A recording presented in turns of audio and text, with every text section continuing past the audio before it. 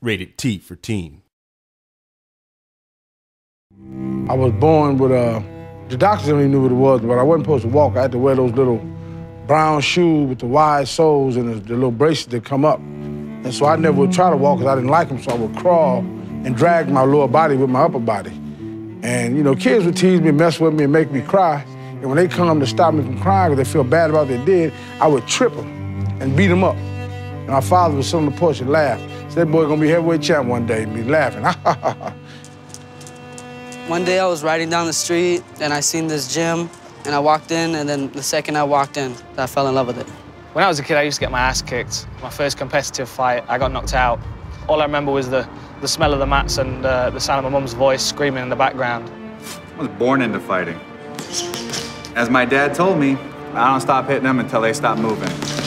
I was 9 years old. Some little bully kid named Brian picked on me, and ever since then I got into Thai boxing. A couple of months later, I got my revenge. The thing is, I used to get in a lot of fights in school, but I was more of the bully. And I was always the guy beating up people, and that's the reason I started boxing. I got into fighting because my good friend kicked me in the leg and I had to go to hospital. Then when somebody punched me in the face, that's when I knew I wanted to be a fighter. These guys were fighting for nothing. They even had some shows where they had to pay to fight. They'd pay like $75 to get in there and fight and get their teeth knocked out.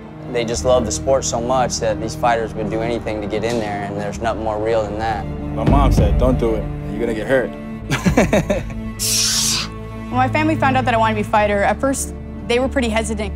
But once they saw how passionate I was about it and that I was safe while doing it, they've been fully supportive of it. My mother say, you got to be thankful for the things that you can do. Don't ever be jealous of nobody, but don't forget about what you do well. Evander, you see him doing things that heavyweights just don't do. And that's what made him one of the greatest heavyweights of all time.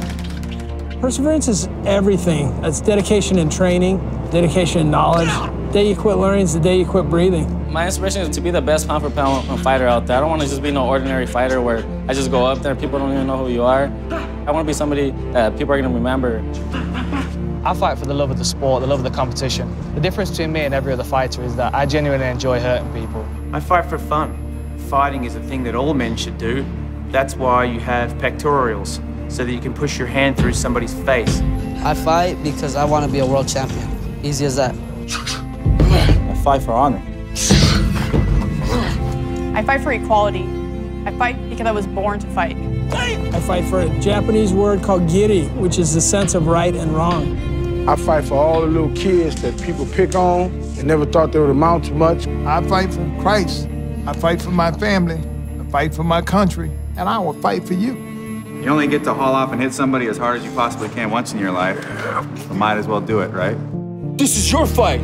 This is your fight. This is your fight. This is your fight.